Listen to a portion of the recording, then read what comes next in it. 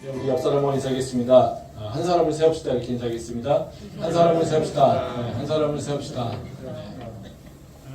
오늘은 마땅히라는 제목으로 말씀을 나누려고 하는데요. 우리가 교회에서 자주 사용하는 말 중에 그런 말이 있어요. 기도해 볼게요. 네. 그렇죠? 기도해 볼게요. 네. 언제 얘기합니까? 누군가가 뭔가 이렇게 좋은 제안을 하거나 뭐 할 때 우리가 이제 의사결정을 해야 될 때 첫 번째 결정하지 않고 기도해 봐야겠다라고 하는 생각으로 많이 합니다. 이 말은 어찌 보면 우리가 습관적으로 기도할 때 하는 말이기도 합니다. 근데 그냥 우리가 이 뜻을 잘 모르지만 그냥 교회 다니니까 기도 한번 해봐야 되지 않을까?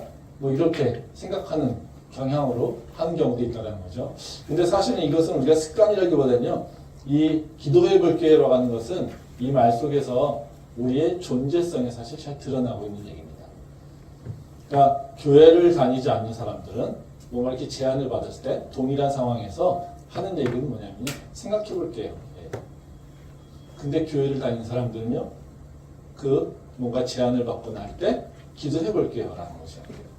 그러니까 생각해 볼게요 라는 것과 기도해 볼게요 라고 하는 것은 서로 다른 거라는 것이죠. 우리가 왜 기도해 볼게요 라고 하는 말을 할까요? 기도하면서 뭘 하겠다는 겁니까? 생각 안 하고 그냥 기도만 하겠다는 겁니까? 네, 그렇지 않죠. 네, 기도하면서 우리는 생각합니다. 세상 사람들은 기도하지 않고 그냥 자기의 생각을 합니다. 근데 우리는요, 기도하면서 영적 생각을 하려고 합니다. 다시 말하면 세상 사람들은 나한테 좋은 것을 선택하기 위해서 뭔가 계산하고 하겠지만 우리는 사실 기도해 볼게요 라고 하는 말 속에서는 내가 이제는 육체에 반응하지 않고 영적으로 반응할게요 라고 하는 것에 대한 얘기라는 거죠. 그래서 우리는 그냥 단순하게 생각하는 것이 아니라 이 상황 가운데 하나님의 뜻이 무엇일까? 그리고 나의 영에 유리한 것이 무엇인가? 이런 것들을 생각하게 된다는 거죠. 즉 우리가 육으로 반응하지 않고 영적으로 반응하겠습니다라고 하는 생각이 바로 기도해 보겠습니다라고 하는 겁니다. 지난 금요일에 우리가 특별 심야 기도회를 했는데요. 기도회를 준비하면서 우리가 왜 기도를 해야 될까? 이런 생각을 해봤었습니다. 우리가 기도하는 이유는 축복받으려고, 내 문제가 있어서 응답받아서 뭔가 좀 내 삶이 형통하고 잘 살게 하기 위해서. 그래서 뭔가 우리는 기도라는 얘기를 하면 계속해서 뭘 생각합니까? 응답받고 뭔가 이렇게 이루어지고 이런 것들만 생각을 많이 한다는 거죠. 그래서 기도에 대한 책을 보게 되면 응답받는 기도 방법 이런 것들에 대한 얘기가 되게 많이 나옵니다. 근데 우리가 기도해야 되는 이유는요, 우리가 뭔가 채워지기 위해서 또는 우리가 뭔가 받기 위해서 기도하는 것은 아니고요. 우리가 기도해야 하는 이유는 사실 우리의 존재성이 있습니다. 그러니까 우리의 존재가 영적인 존재이기 때문에 기도를 해야 된다는 거예요. 그러니까 우리한테 무시로, 즉 범사에 모든 일에 있어서 수시로 기도하라고 하는 것은 우리의 존재성과 관련된 것이지 우리가 매번 같이 뭐가 필요하기 때문에 뭐가 채워지게 되기 때문에 기도하는 것은 아니라는 거죠. 우리는 분명하게 어떤 존재입니까? 영혼육으로 되어 있습니다. 우리가 강건하게 그리고 잘 살기 위해서는 우리의 존재가 영혼육이기에 영혼육을 다 잘 돌봐야 됩니다. 우리가 건강하게 살기 위해서 운동도 하지 않습니까? 좋은 음식을 먹으려고 하죠. 좋은 공기를 쐬려고 하죠. 근데 그것은 다 뭡니까? 육에 대한 얘기예요. 육에 대한 돌봄이 있어요. 근데 우리는 영혼육으로 구성되어 있기 때문에 육만 돌보면 우리가 건강해질까요? 우리의 삶이 형통해질까요? 절대 그렇지 않다는 거죠. 우리는 육의 사람이 아니라 영혼의 사람입니다. 물론 육도 있죠. 그렇기 때문에 육적 돌봄도 필요합니다. 근데 더 중요한 것은 어찌 보면 영적 돌봄이 더 필요하다는 거예요. 그러면 우리가 육을 위해서 운동도 하고 좋은 음식도 먹고 좋은 공기도 쐬는 거와 마찬가지로 우리는 영혼을 위해서도 좋은 활동을 해야지 된다는 거예요. 그래서 좋은 활동을 통해서 우리의 영이 강건하기 위해서 우리는 노력해야 된다는 겁니다. 말씀 보겠습니다. 창세기 2장 7절 말씀입니다. 땅의 흙으로 사람을 지으시고 생기를 그 코에 불어넣으시니 사람이 생명이 되니라. 네. 이 말씀 오늘 서론 부분은 사실 금요일날 제가 전한 말씀의 일부분이기도 합니다. 예, 근데 뭐 우리 성도님들이 또 한번 좀 들으면 좋겠다라고 하는 생각에서 다시 한번 제가 강조하는 의미에서 이 서론 부분을 금요일날 했었던 말씀을 거의 다시 이제 반복을 하고 있습니다. 이 말씀은 하나님이 인간을 창조하시는 과정에서 설명하고 있습니다. 이는 오늘 지금 이 창세기 2장 7절 말씀은 우리가 어떻게 구성되어 있는가를 잘 설명해 주고 있어요. 하나님이 우리를 창조하시는 과정은 바로 두 가지 단계를 통해서 이루어지고 있습니다. 먼저는 흙으로 사람을 빚으시고 그리고 두 번째 단계는 그 코에 생기를 부어 넣으셨다는 겁니다. 그래서 우리의 존재가 생명이 되었다고 얘기해요. 그래서 우리가 지금 생명이라고 존재라고 하는 것은 흙에다가 하나님께서 생기를 불어 넣으셔서 우리가 생명이 되었다는 거예요. 이게 우리가 지금의 모습이라고 얘기를 하는 것이죠. 생명이라고 하는 것은 살아있는 존재를 얘기합니다. 그리고 살아있는 영적 존재를 얘기하는 것이죠. 하나님과 교통할 수 있는 존재. 이것을 바로 생명이라고 얘기한다는 거예요. 그래서 우리가 바로 그 하나님의 생기를 품으로써 건강한 살아있는 영적 존재가 된다는 것을 얘기하는 거예요. 그러면 우리가 하나님의 생기를 품지 못하면 어떤 존재가 될까요? 흙덩어리가 된다는 거예요. 그러니까 성경에서 얘기하는 육의 사람이라고 하는 것은 무슨 얘기겠습니까? 다 이 흙덩어리 또는 고깃덩어리 이것을 얘기하고 있는 거예요. 그러니까 살아있지만 살아있지 않은 자, 즉 살아서 움직이고 있지만 전혀 영적으로 하나님과 교통하지 않은 자, 이런 자들을 뭐라고 하냐면 흙덩어리 또는 고깃덩어리, 즉 육의 사람이라고 얘기한다는 거예요. 그래서 우리가 하나님의 창조에 따라서 원래 모습대로 강건하게 살려면, 즉 생명으로 살려고 한다면 우리는 어떻게 됩니까? 내 고깃덩어리에다가 항상 뭐를 부어야 됩니까? 하나님의 생기를 불어넣어야 된다는 거예요. 그래서 우리가 하나님의 생기를 놓쳐버리면 어떻게 되겠습니까? 살아있지만, 우린 살을 것 같지만 사실은 그것은 고깃덩어리로 살고 있는 거예요. 아니면 흙덩어리로 살고 있다라고 하는 것을 얘기하고 있는 거라는 겁니다. 그래서 우리가 기도하는 이유는, 기도는 우리가 뭐라고 합니까? 영적 호흡이라고 얘기하지 않습니까? 영적 호흡이라고 하는 건 계속해서 끊임없이 우리 이 고깃덩어리의 육체에 뭘 불어넣는 겁니까? 하나님의 호흡을 불어넣는 거예요. 그래서 기도가 멈추게 되면 결국에는 어떻게 됩니까? 흙덩어리로 살아가는 거예요. 왜? 영적 사람이 호흡이 안 되니까 이미 숨막혀 있기 때문에 그렇다는 거예요.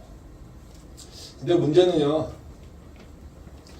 우리가 하나님은 우리를 생기 있는 존재로 창조됐는데 우리가 영적인 부분을, 생명을 잃어버리고 육체 덩어리로 살아가는 경우가 꽤 많아요. 그게 근원적인 이유는 뭐냐면요, 우리가 기도하지 않고 육체로 자하는 이유는, 그 근원적인 이유는 뭐냐면요, 사실 우리의 죄 때문에 그렇습니다. 죄를 통해서 인간이 생명이 아니라 육의 존재로 타락하게 됩니다.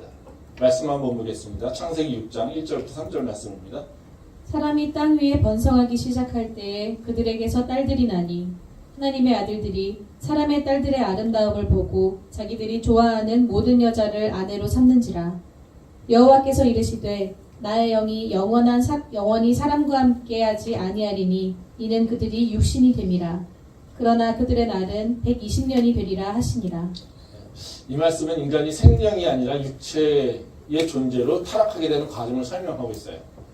즉 이제 인간이 영적인 존재로 살아가는 것이 아니라 흙덩어리 또는 고깃덩어리로 살아가는 이유에 대해 설명하고 있다는 거죠. 흙덩어리, 고깃덩어리로도요, 몇 년 살아가냐면요, 120년까지 삽니다. 오늘 말씀에 보면 그러지 않습니까? 이들의 날은 120년이 되리라 하시니라. 즉 생명, 영적이 아니어도요, 육체의 고깃덩어리만 가지고도요 120년을 살아갈 수 있다는 거예요. 근데 어쨌든 여기 보게 되면 여기 뭐라고 하면 하나님이 나의 영이 영원히 사람과 함께 하지 아니하리니 이렇게 얘기합니다. 그래서 그를 뭐라고 합니까? 이는 그들이 육신이 됨이라 이런 얘기죠. 하나님 우리를 창조하실 때 뭘로 했습니까? 생명으로 창조하셨어요. 근데 인간이 죄를 지으면서 뭘로 왔습니까? 육신이 돼버렸어요. 그래서 성경에서는 계속해서 영의 사람, 육의 사람을 얘기하고 있는 거예요. 그러면 우리가 생명에서 육신으로 떨어지는 이유는 뭡니까? 하나님의 아들들이 딸들의 아름다움을 보고 자기들이 좋아하는 모든 여자를 아내로 삼는지라. 뭐 아내 삼는 게 문제가 되는 건 아니죠. 이건 무슨 얘기냐면요. 눈에 보기 좋은 것들, 즉 육체의 정욕을 채우기 위해서 한다는 거예요. 즉 하나님의 아들이라고 하는 것은 뭐 여러 가지로 설명이 될 수 있겠지만 그냥 직관적으로 우리가 이해를 한다면요. 영적인 사람이에요. 하나님의 사람들을 얘기하는 거예요. 근데 세상의 딸들이잖아요. 그러니까 세상에 좋은 것들인 거예요. 그래서 그 하나님의 아들들이 육체로 세상과 접촉을 해요. 근데 거기에 좋은 것들, 보기 좋은 것들이 있죠. 마치 아담과 하와가 선악과를 보면서 뭐라고 합니까? 보기도 좋았고 먹음직스럽다 이런 얘기죠. 그래서 그걸 덥석 집어 먹는 거 아닙니까? 여기 똑같아요. 육체로 반응하게 되는 거예요. 그래서 그들이 어떻게 해요? 죄를 지었다는 거예요. 즉 영적인 사람들이 세상과 접하면서 영으로 반응하지 않고 육체로 반응하여서 결국에는 그들은 육의 사람으로 타락하게 된다는 거예요. 그래서 하나님은 그들에게 이제 함께하지 아니하시고 이제 떠나셨다 이런 얘기입니다. 그러니까 우리가 영적인 존재로 창조되었는데 우리가 죄를 짓게 되면서 우리는 육의 존재로 추락하게 됐다는 거예요. 그래서 우리가 구원받고 회복해야 된다라고 하는 것은 무슨 의미겠습니까? 육의 존재로 떨어진 것을 다시 어떻게 해요? 영의 존재로 회복돼야 되는 거예요. 즉 육신이 되었던 것들을 다시 어떻게 해요? 생령으로 회복돼야 되는 거예요. 이게 구원이에요. 말씀 한번 보도록 하겠습니다. 요한복음 20장 21절에서 22절 말씀입니다. 예수께서 또 이르시되 너희에게 평강이 있을지어다. 아버지께서 나를 보내신 것 같이 나도 너희를 보내노라. 이 말씀을 하시고 그들을 향하사 숨을 내쉬며 이르시되 성령을 받으라. 이제 우리를 다시 생명의 존재로 회복하기 위해서 하나님께서 행하신 것은 뭡니까? 죄 때문에 우리가 육신으로 떨어졌잖아요. 그러니까 먼저 해결해야 될 문제는 죄의 문제예요. 그렇죠? 그래서 우리를 위해서 예수님을 우리에게 보내시고 예수님께서 우리를 위해서 십자가 달려 죽으시고 우리의 죄를 다 감당하셨어요. 그렇죠?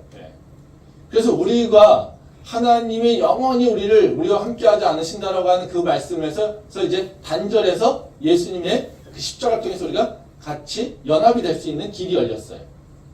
이게 십자가의 역할입니다. 그러면 우리가 다시 뭐 해야 됩니까? 육신에서 이제 생명으로 변해가는 과정이 있어야겠죠. 그 생명으로 변해가는 과정 가운데는 뭐야? 하나님이 극호의 생기를 부어 놓듯이 우리에게도 그 생기를 다시 부어 넣어야 된다는 거예요. 근데 오늘 말씀에서 지금 읽은 말씀에 보면 22절 말씀에 말씀이 있습니다. 재밌습니다. 그러니까 이 말씀은 예수님께서 제자들에게 숨을 내쉰다라고 하는 건데요. 즉 예수님이 십자가에 달려 죽으시고 부활하신 후에 제자들에게 나타나셔서 처음 하신 말씀이 이 얘기예요. 막 두려워서 떨고 있던 제자들에게 평안해 평강이 있을 거다 이렇게 얘기하신다는 거죠. 그 다음에 행한 일이 뭐냐면요. 그들을 향해서 숨을 내쉰다라는 거예요. 호흡하신다는 거죠. 산소 호흡하듯이 숨을 내쉬고 있는 것을 보여주는 거예요. 그리고 뭐라고 하십니까? 성령을 받으라 이렇게 얘기합니다. 즉 너희에게 내가 새로운 생기를 불어 넣은다. 그러니까 너희는 뭐 어떻게 그 성령을 받아라 이렇게 얘기합니다. 우리가 어떻게 해요? 죄를 해결한다고 해서 모든 것이 끝나느냐? 그건 아니에요. 죄를 해결하면 그 다음에 뭐가 있어야 됩니까? 우리가 생기를 다시 받아서 하나님의 사람으로 영적인 존재로 변화되는 과정이 필요한 거예요. 그래서 지금 예수님 뭐예요? 십자가에 달려 죽으시고 우리를 구원하신 이후에 우리에게 오셔서 뭐예요? 숨을 내쉬면서 성령을 받도록 우리에게 성령을 보내주신다라고 얘기하고 있다는 겁니다.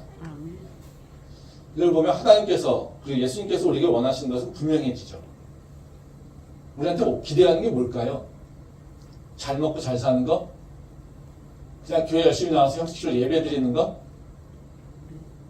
우리가 그냥 죄 다 사함받았다고 우리 천국 간다고 기뻐하면서 그냥 편안하게 사는 거? 아무 걱정 없이 그냥 하나님께서 다 이루실 거야. 다 좋게 될 거야. 다 형통할 거야. 나는 하나님의 자녀니까 이렇게 믿고 사는 거예요. 그런 게 아니라는 거예요. 하나님께서 우리한테 원하시는 건요. 우리가 육신의 사람으로 사는 것이 아니라 이제는 생명인 사람, 즉 영적인 사람으로 살기를 원하신다는 거예요. 왜? 그것이 하나님께서 우리를 창조하신 원래의 모습이기 때문에 그렇습니다. 그러게 우리가 신앙생활을 하면서 해야 될 일은 뭐냐면요. 내가 이제는 영적인 사람을 거듭나기를 원하는 거예요. 그게 예수를 믿는 자의 모습이라는 거죠. 예수를 믿는데도 불구하고 육에 묻혀서 살고 있으면 예수님의 그 영광과 그 은혜에 참여하기 힘들어요. 예수님께서 계속해서 예수님과 건강한 소통이 이루어지기 쉽지 않아요. 오늘 말씀에서도 보면 그러니까 예수님은 너희가 생명이 되기를 원하신다는 거예요. 그럼 예수님이 우리를 인도하실 때 어느 방향으로 인도하시겠습니까? 영적인 사람으로 인도하실 거예요. 근데 우리는 그 영적인 것에 반응하지 않고 계속 육체에만 반응하고 있다면 예수님과 나는 계속해서 소통이 안 된다는 거예요. 때로는 우리에게 고난도 주시는 이유는 뭐겠습니까? 예수님의 목적은 우리가 육신이 잘 되는 것에 목적이 있지 않기 때문에 그렇습니다. 예수님이 우리를 향하신 목적은요, 우리가 생명으로 살아가기를 원해서 그렇다는 거예요. 근데 우리는요, 생명에 대한 개념이 없고, 뭐만 생각합니까? 잘 먹으면 돼요. 편안하면 돼요. 내 육이 편안하면 돼요. 내가 원하는 거 채워지면 돼요. 내가 원하는 것을 이루면 돼요. 이거에만 막 관심이 있으니까 나는 세상에서 육신이 잘 되는 것에 관심이 있어서 예수님을 찾고 있고, 예수님은 나에게 생명이 되기를 소망하는 마음으로, 생명을 다시 회복하기를 소망하는 마음으로 계속해서 인도하시니까 계속해서 그 사이에 뭐예요? 충돌이 일어나는 거죠. 그러니까 예수님과 관계가 원만하게 될 수가 없다라는 거예요. 그래서 우리가 신앙생활 하면서 고민해야 되는 문제는 분명합니다. 내가 어떻게 영의 사람으로 거듭날 수 있을까? 내가 이 고깃덩어리로 살아가는 것이 아니라 내가 영적인 생명을 누리고 있는 사람으로 어떻게 살아갈 수 있을까? 이것을 우리가 고민해야 된다는 것입니다. 오늘 제가 간단하게 나누려고 하는 것은요, 바로 이 문제에 대한 답을 좀 생각해 보려고 합니다. 우리가 어떻게 육에 빠지지 않고 영의 사람으로 살 수 있을까? 오늘 읽은 말씀을 통해서 그냥 간단하게 그 바로 힌트를 좀 한번 생각해 보려고 합니다. 두 가지를 생각해 볼 건데요. 첫 번째로 우리가 이제 어떻게 하면 영적으로 영적인 감각을 깨우칠 수 있을까? 그리고 영적인 행동을 어떻게 실천할 수 있을까? 이 두 문제를 좀 생각해 보려고 합니다. 첫 번째는요, 우리가 영적인 사람으로 살아나기 위해서 우리가 해야 될 일은 뭐냐면요, 마땅히 우리가 해야 될 일이 무엇인가를 잘 분별하는 것입니다. 그게 우리가 해야 될 일이라는 것이죠. 말씀 보겠는데요. 사사기 18장 14절 말씀입니다. 전에 라이스 땅을 정탐하러 갔던 5사람이 그 형제들에게 말하여 이르되 이 집에 에봇과 드라빔과 새로 새긴 신상과 부어 만든 신상이 있는 줄을 너희가 아느냐. 그런즉 이제 너희는 마땅히 행할 것을 생각하라 하고. 네. 오늘 읽은 본문 말씀은 조금 이제 해석이 좀 쉽지는 않아요. 그러니까 우리한테 잘 익숙하지는 않습니다. 오늘 읽은 본문의 핵심적 내용은 뭐냐면요, 단지파의 실패입니다. 네. 단지파가 중간에 없어졌잖아요. 왜 사라졌는지, 네? 이것에 대한 힌트를 주고 있는 게 이 얘기입니다. 이 단지파는 가나안 땅에 들어갔을 때 여호수아가 이렇게 땅을 다 분배해봤습니다. 근데 그 분배받은 땅을 정복하지 못합니다. 단지파는요. 그 땅에 살던 블레셋이 두려워서요, 그걸 치지 못하고요, 네. 떠돌아다니게 됩니다. 그래서 거주할 곳을 찾아서 이것저것 헤매고 다녀요. 그러다가 여기 나오는 라이스 땅이라고 하는 것을 발견하게 됩니다.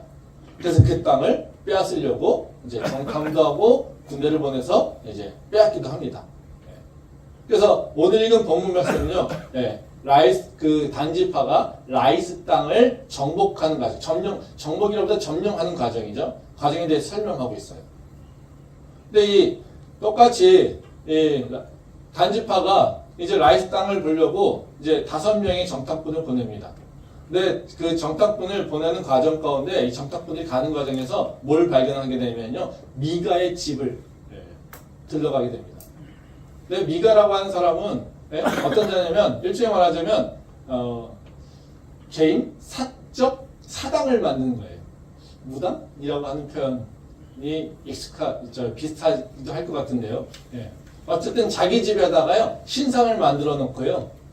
거기다가 무당 같은 제사장이라고 하는 존재를 이제 세워다 놓고 이제 말하자면 사당을 만들어 놓은 거죠. 그래서 사람들이 거기서 이제 말하자면 절하고 제사 지낼 수 있도록 하는 겁니다. 근데 이 제사장은 또 어떻게 구했냐면요. 헤매고 돌아다니는 직업을 찾고 있었던 레이 지파의 청년을 방황하고 있는 것을 만나게 됩니다. 그래서 내가 너한테 월급 많이 줄게. 너 여기서 남아서 제사장 노릇해.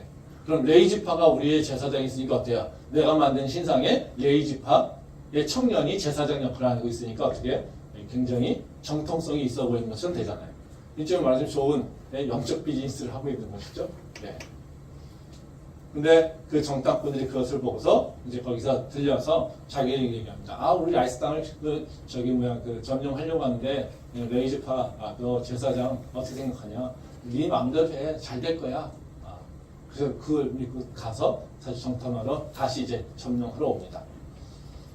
이 과정에서 이제 다시 와가지고 레이지파 그 단지파의 사람들이 다시 미가의 집에 와가지고 군대들한테 얘기합니다. 야, 이 집에 있네 보니까 에보카트라빔의 새긴 우상이 있더라. 신상이 있어. 너희들은 이것을 어떻게 해야 될 거라고 생각하니? 이러고 질문을 한다는 거죠. 그러니까 재밌는 거는요. 정탐꾼이 질문한다는 것 자체가 이상한 얘기죠. 정탐꾼이 봤으면 어떻게 해요? 뭔가 이렇게 전략을 짜서 어떻게 해야 돼 얘기하는 거잖아요. 그쵸? 군대한테 너가 마땅히 뭘 해야 돼, 어떤 걸 해야 되는지 생각해봐 이런 얘기 하지 않는다는 거죠. 데리고 와서 인도했으니까 어떻게 해요? 뭘 해야 돼? 거기서는 이 얘기를 해줘야 되는 거예요. 근데 정탐꾼이 뭐라고 하냐면요. 야, 거기 미가의 집에 보니까 신상이 있어. 너희가 그 신상에 대해서 마땅히 어떻게 해야 될 것인지를 네가 생각해봐. 이렇게 얘기한다는 거죠. 근데 재밌는 건요. 성경에서 보면요. 이런 질문을 꽤 자주 합니다. 이 성경에서 그 의외로 자주 접하게 되는 그 부사가 있는데 바로 오늘 설교 제목인 마땅입니다. 검색을 해보면 성경에 64번이라고 64번이 마땅이라고 하는 단어가 나와요. 이 마땅이라고 하는 단어가 나오는 것은요, 이렇게 대부분 이렇게 갈림길에서 나옵니다. 그러니까 의의 길과 그리고 죄의 길, 죄악의 길, 이 두 개가 나올 때 마땅이라고 하는 얘기가 나온다는 겁니다. 말씀 한 번 더 보겠는데요. 누가복음 12장 4절과 5절 말씀입니다. 내가 내 친구 너희에게 말하노니 몸을 죽이고 그 후에는 능히 더 못하는 자들을 두려워하지 말라. 마땅히 두려워할 자를 내가 너희에게 보이리니 곧 죽인 후에 또한 지옥에 던져넣는 권세 있는 그를 두려워하라. 내가 참으로 너희에게 이르노니 그를 두려워하라. 이 말씀은 이제 예수님이 바리새인들의 외식에 대해서 교훈을 주시는 말씀이에요. 그러니까 예수님은 바리새인들의 그 권세와 그 영향력이 이 세상에 되게 펼쳐져 있죠. 그래서 이 바리새인들이 뭐 어떻게 생각할까, 또 어떻게 평가할까, 이것에 대해서 두려워하고 있는 사람들, 이 사람들에 대해서 얘기하고 있는 게 바로 이 말씀입니다. 그래서 여기 보면 그럽니다. 내 친구 너희에게 말하노니 몸을 죽이고 구에 등이 더 못하는 자들을 두려워하지 말라. 즉 육신에 죽어서 영적으로 아무 짓도 못하는 그 존재들, 즉 바리새인들이죠. 그런 존재들에 대해서 두려워하지 마. 지금 그들은 힘이 있고 권력이 있어서 너희를 통치하고 지배할 것 같지만 절대 두려워할 존재가 아니야. 그래서 뭐라고 하십니까? 그 다음에 5절에 보면 마땅히 두려워할 자를 내가 너희에게 보이리니. 지금 뭡니까? 너희가 누구를 당연히 두려워해야 되는지 이것에 대해서 내가 알려줄 테니까 그것을 따라라. 이렇게 얘기한다는 거죠. 성경에서 이 마땅이라고 하는 단어를 많이 쓰이는 이유는 뭐냐면요. 우리한테 우리의 그 근원적인 문제인 죄의 문제와 연결이 있습니다. 마땅이라고 하는 의미가 국어사전에 찾아보면요. 그거예요. 주어진 상황이 꼭 알맞아서. 또 무엇이 반드시 그래야만 하는 겁니다. 그러니까 형용사는 마땅하다라고 하는 건데요. 그러니까 어느 상황 가운데, 어느 목적 가운데 합당한 일이 이루어지는 것을 마땅하다 이렇게 얘기한다는 거죠. 이거는 죄의 본질하고 같습니다. 죄의 원어적 의미는 뭡니까? 관역을 제대로 맞추지 못하고 빗나가는 거예요. 그렇죠? 관역에서 빗나가는 것을 죄라고 얘기하잖아요. 즉 마땅한 일을 하지 못하고 있는 것이 바로 죄예요. 그 상황에 맞춰서 그 목적에 합당한 것을 하지 못하는 것, 이것을 우리는 죄라고 평가한다는 거예요. 근데 여기서 그렇다면 뭡니까? 마땅하지 않은 것, 이것을 우리가 행하는 것이 바로 죄라는 거예요. 그래서 지금 얘기하는 것은 바로 그 단지파의 정탁분이 뭘 얘기하냐면요. 야, 너희가 신상을 봤어? 그 신상에 대해서 마땅히 해야 될 것을 네가 생각해보고 결정해. 이것을 얘기하는 거예요. 근데 이 질문은요, 우리에게도 매일같이 들어오는 질문입니다. 우리의 삶의 상황 가운데 하나님께서 계속해서 우리한테 질문하는 건 뭐냐면요, 마땅히 해야 될 일이 무엇일까? 지금 나의 삶에서. 이것을 우리에게 지금 질문하신다는 거예요.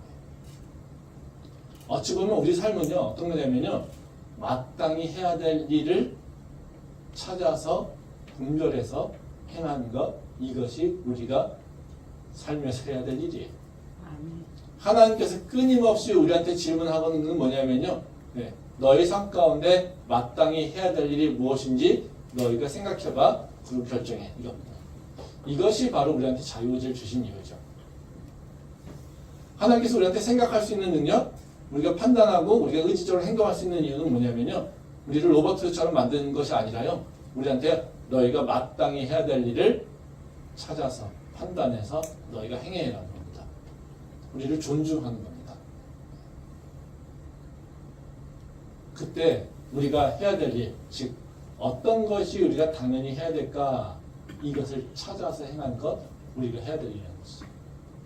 그러니까 우리가 이 것에 대해서 바르게 반응하는 것, 이것이 우리 영적으로 살아가는데 바로 첫 번째 관문입니다. 그러니까 우리가 살면서 그냥 막 살아가는 것이 아니라요, 이 삶 가운데 마땅히 해야 될 일이 뭘까 하는 것을 고민해야 된다는 거예요. 그러면 두 번째로는 마땅이라고 하는 문제를 고민하면 우리는 다 잘 살 수 있을까요? 아닙니다. 그렇지 않습니다. 마땅히 해야 될 일을 찾는 것, 이것도 쉽지는 않습니다. 근데 그 마땅히 해야 될 일을 찾는 방법 중에는 어떤 방법이 있냐면요, 나의 생각이 아니라 이제는 영적인 것, 즉 하나님의 생각을 찾아가는 거예요. 그건 또 다른 얘기를 하냐면요, 내가 육체의 반응에서 판단하는 것이 아니라 그 육체를 넘어서 영적인 판단을 하는 것이 우리가 옳은 답을 찾는 방법이라는 것입니다. 말씀 보겠습니다. 사사기 18장 30절 말씀입니다. 단 자손이 자기를 위하여 그 새긴 신상을 세웠고 모세의 손자요 게르솜의 아들이 요나단과 그의 자손은 단지파의 제사장이 되어 그 땅 백성이 사로잡히는 날까지 이르렀더라. 하나님의 집이 실로에 있을 동안에 미가가 만든 바 새긴 신상이 단 자손에게 있었더라. 이 말씀은 이제 단지파가 미가의 집에 있는 우상에 대해서 판단한 거예요. 즉 정탁분이 마땅히 해야 될 일을 너희가 생각해봐 결정해 라고 얘기했더니 이들이 판단한 건 뭡니까? 여기 보면 30절에 나오죠. 미가의 집에서 우상을 빼앗아 그걸 라이스로 가져갔습니다. 그리고 그 라이스에 가서 신상을 세워놓고 그리고 그 미가에 있던 제사장을 더 좋은 조건으로 스카우트를 합니다. 그리고 똑같이 제사장을 세워요. 그리고 거기서 이제 계속 있었다는 거죠. 이게 마땅히 해야 될 일이 맞을까요? 하나님은요, 분명히 아니라고 말씀하세요. 이거는 아니지라는 거예요. 이게 뭐냐면 31절에 나와 있는 얘기예요. 31절에 보면 뭐라고 합니까? 하나님의 집이 실로에 있었다. 이렇게 얘기를 하고 있잖아요. 그렇죠? 이 당시에 하나님의 집은 어디 있었냐면 실로에 있었어 라는 거예요. 이걸 왜 얘기해 줄까요? 너희가 마땅히 해야 될 일은 뭐였냐면 이 실로를 방문하는 거였어요, 사실.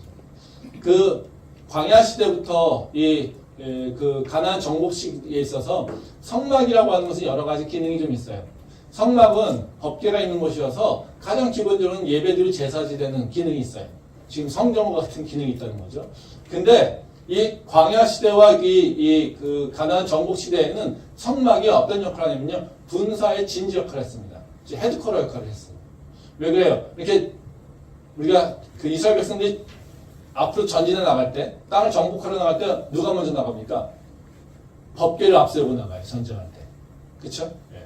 그러니까 뭔가 전쟁을 하거나 뭔가 할 때 항상 법궤를 앞에 두고 나간다는 거죠. 그래서 법궤가 항상 그 앞쪽에 있어요. 예. 그래서 법궤가 전쟁을 진두지휘한다는 거예요. 그래서 그 전쟁에 승리하는 것은 뭐 때문에요? 하나님의 능력으로 하게 되는 거예요. 예. 그래서 항상 법궤에는 바로 그 우두머리들이 있었고요. 그리고 이거를 전쟁을 어떻게 나가느냐 마느냐 이걸 결정을 법궤에서 했고요. 예.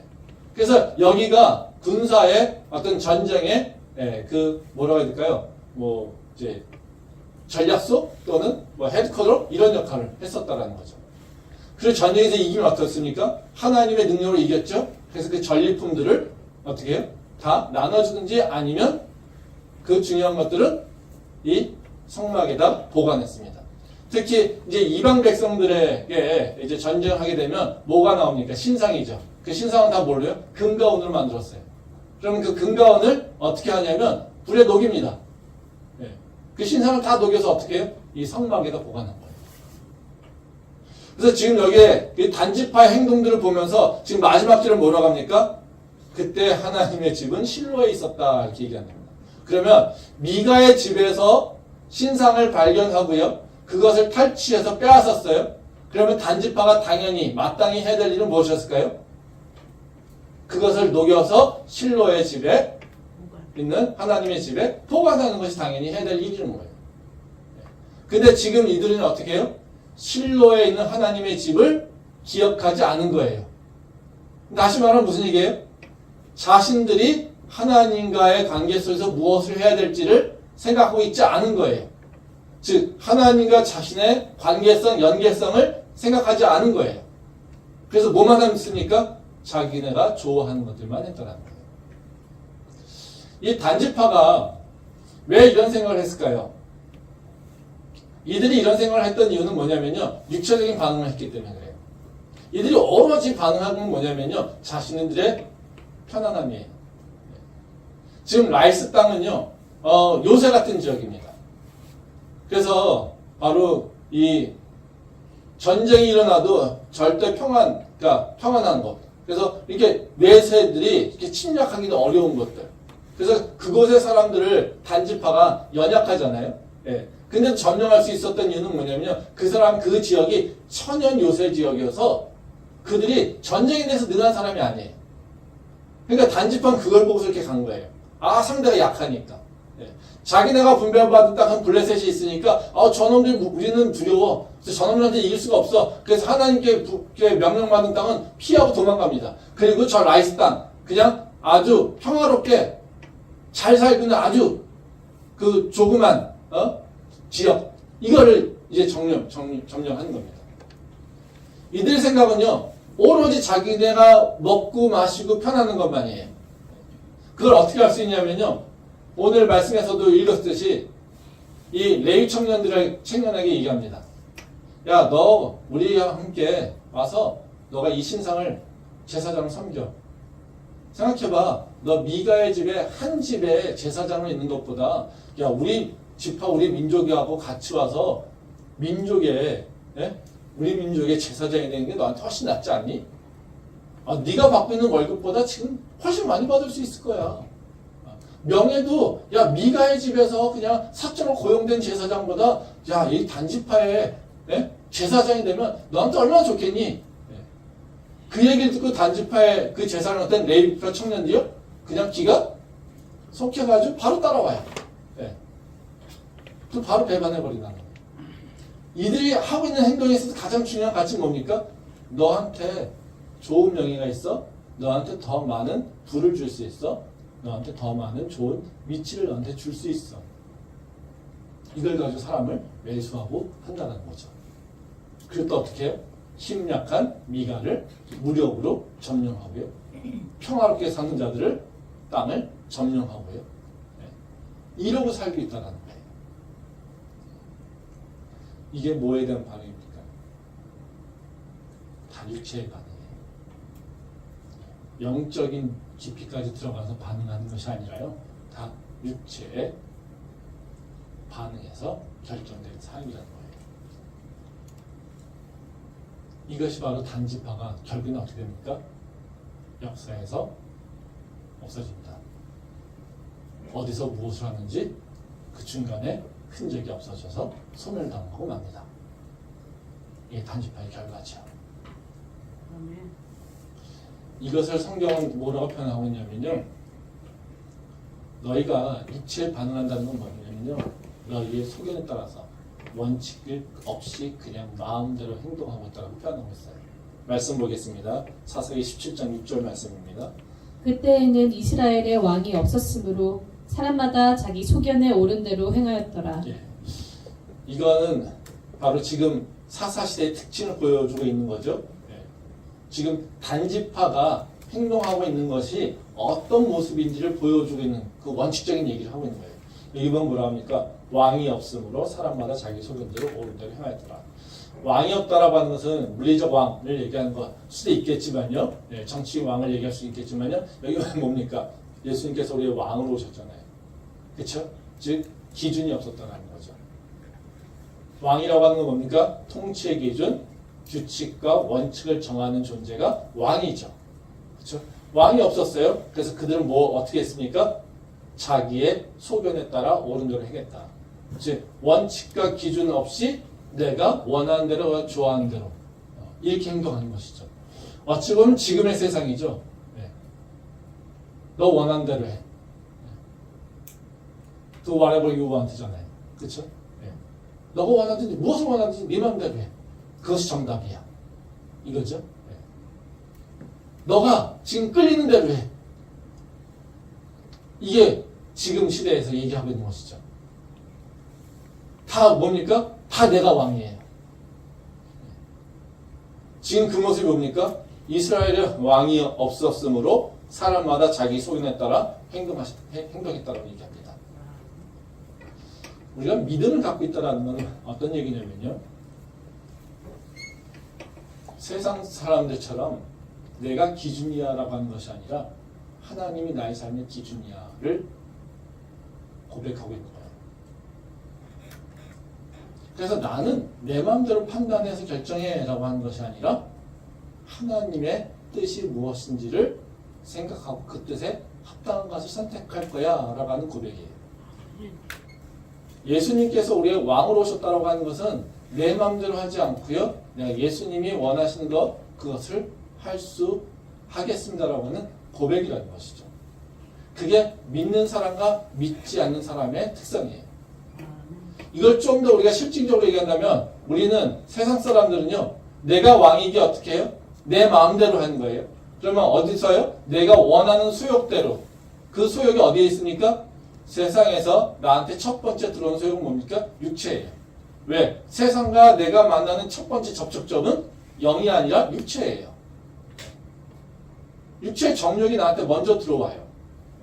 그러면 내가 기준이야. 그리고 내가 뭐든지 할 수 있어라고 하면 뭐예요? 내가 육체의 정욕을 통치하지 않습니다. 컨트롤하지 않습니다. 그 육체의 정욕을 채우기 위해서 하죠. 그래서 아담이 실패한 건 뭡니까? 육체에서 들어오는 정욕을 통치하지 못한 거예요. 또 지금 우리가 오늘 읽은 말씀 바로 창세기 6장에 나오는 얘기들도 하나님의 아들들이 세상의 딸들을 보면서 그 아름다움에 취해서 그들을 아내로 삼았던 것 그것도 뭡니까? 그 육체의 소욕에 이끌려서 그들을 취한 거예요. 뭐까지 들어온 거예요? 뭐에 그 의사결정이 다 어디에 머물러 있습니까? 육체의 반응에 머물러 있는 거예요. 근데 우리가 하나님의 사람으로 생명으로 살기를 원한다면 우리는 육체를 넘어서 뭐까지요? 육체 안에서 있는 바로 영혼까지 들어가서 판단해야 된다는 거예요. 이게 영적인 사람이에요. 그것이 바로 우리가 하나님의 백성으로 의의 길을 갈 수 있는 유일한 길인 거예요. 다시 우리가 첫 번째 했었던 질문, 우리가 왜 세상 사람들은 어떤 제안을 받았을 때 생각해 볼 거예요 라고 하지만 우리는 왜 기도해 볼 거예요 라고 얘기할까요? 나는 하나님의 사람이기에 내 육체에 휘둘려서 결정하지 않을 거야 이겁니다. 그 사람한테 선포하고 있는 거예요. 그냥 습관적으로 그 사람들을 회피하기 위해서 시간을 벌기 위해서 기도 한번 해볼게요 시간 주세요라고 하는 의미가 아니에요. 내가 지금 결정하면 육체의 생각에 머물러서 판단할 수 있는 위험성이 있어. 그러니까 나는 한 번 더 영의 생각을 할 수 있는 시간을 가져야 돼 라는 거예요. 이게 기도해 볼게요 라는 겁니다. 기도라고 하는 것은 무슨 얘기입니까? 우리를 영적인 사람으로 인도하는 통로입니다. 그리고 기도를 통해서 우리가 하나님과 호흡함으로 우리는 영의 사람으로 생명의 사람으로 살게 하는 바로 그 힘의 원천이 되기도 합니다. 우리는 기도 가운데 찾아야 되는 것은 다른 것이 아니에요. 하나님의 뜻이 어디 있을까? 하나님께서 무엇을 기뻐하실까? 그리고 하나님의 말씀과 어떻게 맞을까? 즉 영적으로 마땅히 내가 해야 될 일이 무엇일까? 라고 하는 것을 분별하는 것이 우리가 해야 될 일이라는 것입니다. 지금 세상이 굉장히 혼탁하죠? 세상이 굉장히 자극적입니다. 그때 우리가 해야 될 일은 육체에 마땅한 것을 하는 것이 아니라 영적으로 마땅한 것을 찾으려고 하는 자. 그래서 다시 주님 앞에 기도의 자리로 나오는 자. 그 자가 바로 생명인 사람으로 살아갈 수 있는 바로 그 방법이라는 것을 우리가 다시 한번 기억할 필요가 있습니다. 제가 육신이 아니라 이제 생명으로 사는 우리 모두 될 수 있기를 소망합니다. 기도하겠습니다.